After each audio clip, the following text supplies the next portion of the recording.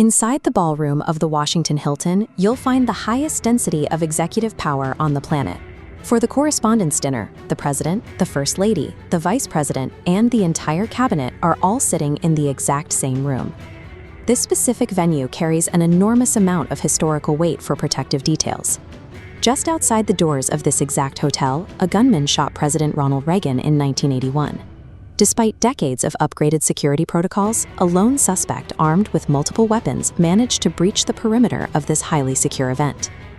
Newly released CCTV footage shows the exact moment the suspect charged through the initial checkpoints and engaged directly with security agents. This diagram illustrates the layout of the Washington Hilton. We are going to use it to break down this incident into a precise second-by-second timeline, resetting the clock to 0 the moment the first gunshot rings out. Mapping the event this way exposes the exact extraction protocol the Secret Service uses to clear a room during an active shooter scenario. Surviving a targeted attack at this level relies entirely on protocol. Security forces convert the chaos of an active firefight into a mathematically precise 90-second extraction of the United States executive branch. This radar graphic models concentric rings of security. Protective details layer their defenses into 3 distinct layers: outer, middle, and inner, specifically designed to push any potential threat far away. The outer ring secures the physical environment, manned by heavily armed Secret Service details. Moving closer, the middle ring forces thousands of attendees into highly restricted architectural bottlenecks for screening.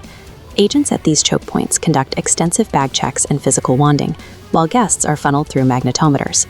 Processing the sheer volume of attendees, including journalists, politicians, and private security details, naturally creates significant logistical friction right at the doorway. Finally, there is the inner ring. This is the close protection detail operating immediately surrounding the VIPs inside the ballroom itself. The primary function of those outer boundaries is to act as a tripwire. By intercepting a threat at a physical bottleneck, they buy the necessary time for the inner ring to react.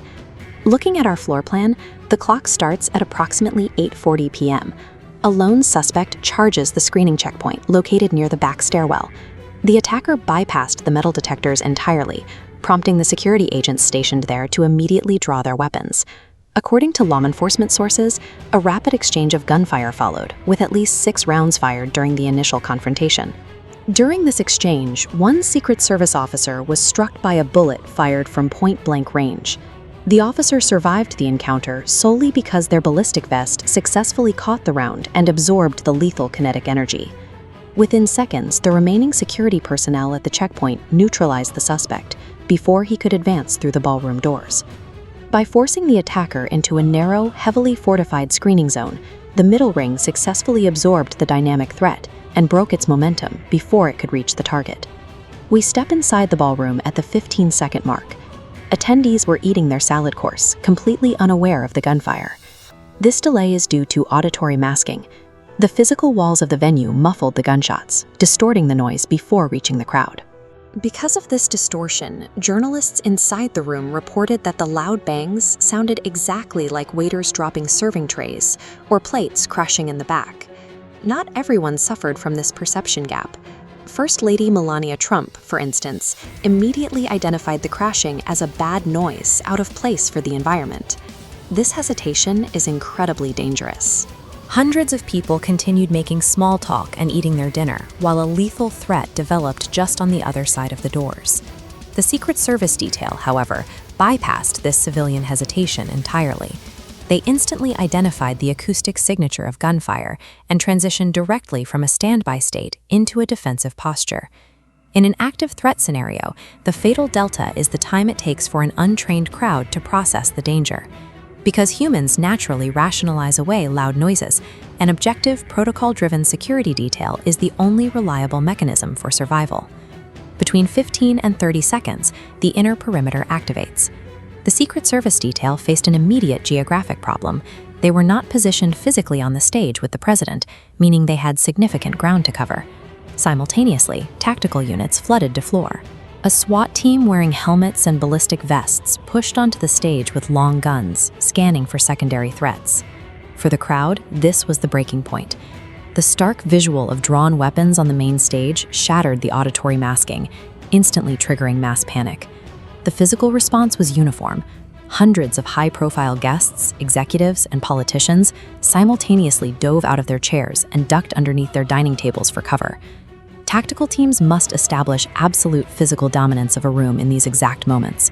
Neutralizing the unpredictable movement of a panicked crowd is a strict requirement before protective details can safely transport their VIPs. From 30 to 90 seconds, the extraction begins. The Secret Service performs a methodical sweep based on the U.S. line of succession. They secure the President and First Lady first, whisking them off stage, followed rapidly by the Vice President and every present cabinet member. The sweep then extended to congressional leadership scattered throughout the room. Security personnel specifically located House Majority Leader Steve Scalise, pulling him out from underneath his table and escorting him to the exits. This extraction was complicated by the presence of independent private security details for figures like Dana White, who were operating simultaneously within the same highly charged environment.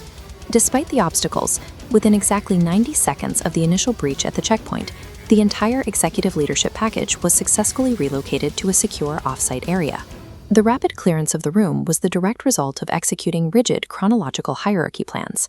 By stripping all decision-making away from the VIPs themselves, the security forces maintained complete control over the timeline.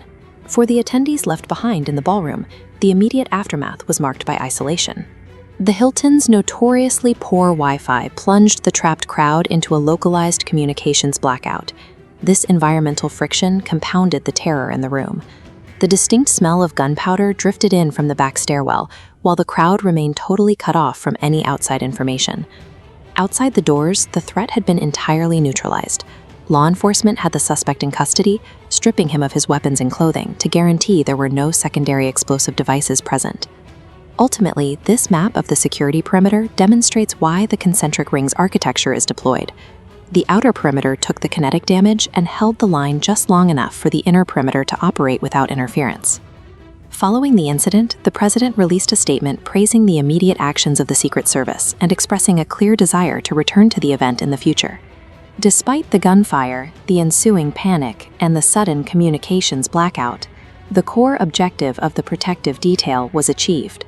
The continuity of the United States government was entirely secured in under 2 minutes.